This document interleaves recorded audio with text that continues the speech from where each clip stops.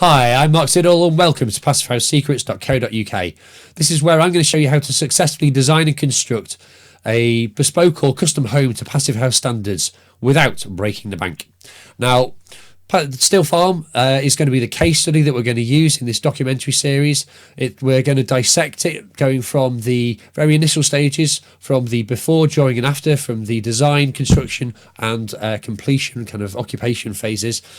The design process really kicks off at with that very first meeting, the time that we met I met Trevor and Judith, how I developed an understanding of what they wanted out of their home, what it was that they would like to do, and how that was then translated into a series of drawings for them, plans, sections, elevations, so that they could start to understand what it was, how their ideas about their home turned into a reality.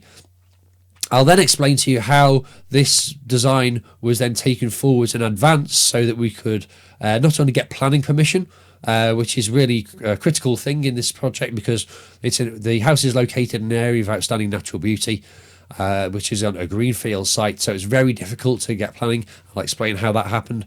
And then we'll go through to look at the how that design was then advanced that next stage further again, so that we could go out to tender and get building regulations approval as well. How we then worked with building contractors to refine the design, get cost certainty, which is really, really crucial, of course, because it's once you've got cost certainty, you can start to get funding from lenders. And you can then it's only then really that you can really start on site, often as not, by one degree or another. And then we'll start to look at the drawing unit, the construction process. During that phase, what we'll do is we will look at everything from the pre-start meetings before we actually started on site through to the foundations, putting the walls up, the roof on, putting the electrical or all the services into the house, air pressure tests, the works. You'll get a blow-by-blow breakdown of the whole design and construction process, or the construction process in that particular element. And you'll also get to see how much the house was built for. And then in the final phase, which is actually one of the most important phases, we will look back at all of the lessons learned from the project. We'll also look at that first year of occupation, and we'll find out whether the house actually gave Trevor and Judith what they were looking for. What were the flies in the ointment? What are they happy with? What are they dissatisfied with? But not only that, I went one stage further.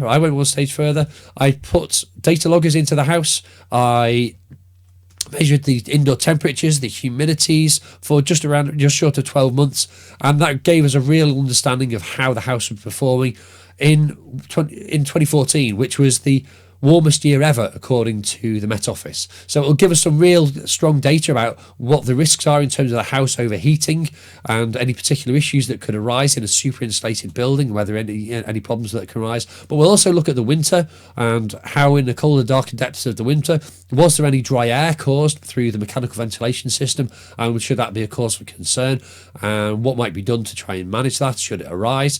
And then we'll also look at the other technologies that are in the house and how usable they have been, and whether Trevor and Judith are satisfied or dissatisfied with that, and what can be done to resolve those issues as well. So I think you'll find that some really juicy elements in that final unit. Please hang around for that unit. I think it's going to be really beneficial for you. Now then, the final phase of dotting the I's and crossing the T's on a documentary. So I would love to hear from you. I'll send you an email shortly with the first episode of the documentary series. I'd love to hear back from you. If you could let me know if there are any particular issues, questions, concerns, anxieties about your own project that you have, and let me know what they are. And I will then try and include those in the videos that are coming, the subsequent videos. And if I haven't managed to do that directly, then I'll record an extra little video and I'll send that out so that you can get some additional feedback for your project. So I'd love to hear from you, and I don't know how this is going to develop over time. If I'm inundated with questions, then I'll simply do my best to keep on top of them, but I can't guarantee that I'm going to answer your question, but I'll do my very, very best. So yeah, if you've enjoyed the Passive House Trust video that was prepared for the awards, then please hit the Facebook like button or the share button for LinkedIn, or give it the thumbs up for YouTube. Or if you didn't like it, hit the thumbs down for YouTube. You can do that, of course, or tweet on Twitter. Just get it out there, because one of the things I really want to do is to support the whole self-build movement, because it's something that's woefully underdeveloped in the UK. I think that self-builders have got a huge opportunity in the UK to help transform the construction industry by changing the demand, asking for buildings that are built properly, because there's a huge issue within the construction industry at the moment, and some of the videos I'll be sending over time will sketch some of that out so that you'll have a better understanding, and you can make more informed decisions about how you want to take your project further forwards in the future. Hit the like buttons or do all that kind of thing, and also lets people know about Passive House and spread the word about the world's leading quality assurance standard for low energy buildings, of course, as well. So that's it.